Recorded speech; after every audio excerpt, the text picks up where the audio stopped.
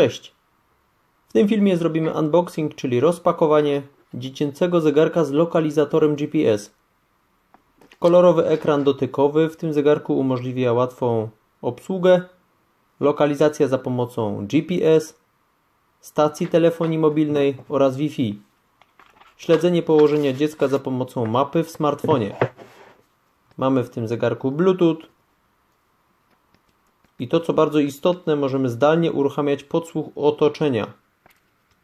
Wbudowana książka telefoniczna na 10 numerów, dwustronna komunikacja głosowa w czasie rzeczywistym, komunikator, czat głosowy, połączenia wideo z aplikacji, krokomierz, alarm, budzik, terminarz, prosta gra matematyczna, przycisk SOS, czyli alarmowe połączenie z kolejnymi numerami plus SMS, wbudowana latarka LED, powiadomienia o usunięciu zegarka z nadgarstka, alarm niskiego stanu baterii, stan gotowości do 2 dni.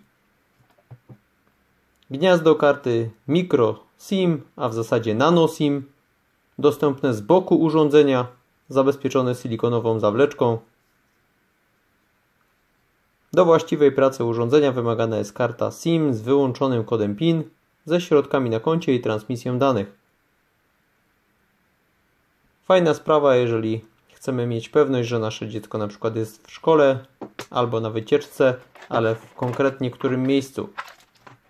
Zdalnie możemy wysłać odpowiednią komendę SMS, aby zwrotnie otrzymać SMS z linkiem do map Google, aby zweryfikować, gdzie znajduje się zegarek, czyli nasze dziecko.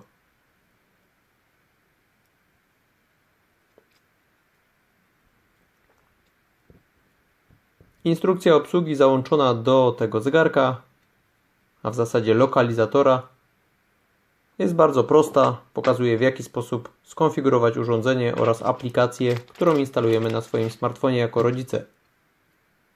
W zestawie przewód USB, dzięki któremu możemy naładować nasz zegarek w wygodny sposób magnetycznie, czyli po prostu przykładamy i zegarek za chwilę będzie się ładował. W przedniej części mamy obiektyw kamery i w momencie ładowania wyświetlacz dotykowy nie działa. Z drugiej strony nie da się przyłożyć, tylko z odpowiedniej strony możemy przyczepić zaczep przewodu USB. Obsługa bardzo prosta, dodatkowo funkcja latarki może się przydać, krokomierz, aparat, możemy zrobić zdjęcie, wideo rozmowę. Ciekawe urządzenie od Mediatechu. Niebawem to urządzenie przetestuję i zaprezentuję Wam na kanale. Jeżeli macie jakieś pytania, napiszcie w komentarzu, co myślicie na temat tego urządzenia. Cześć!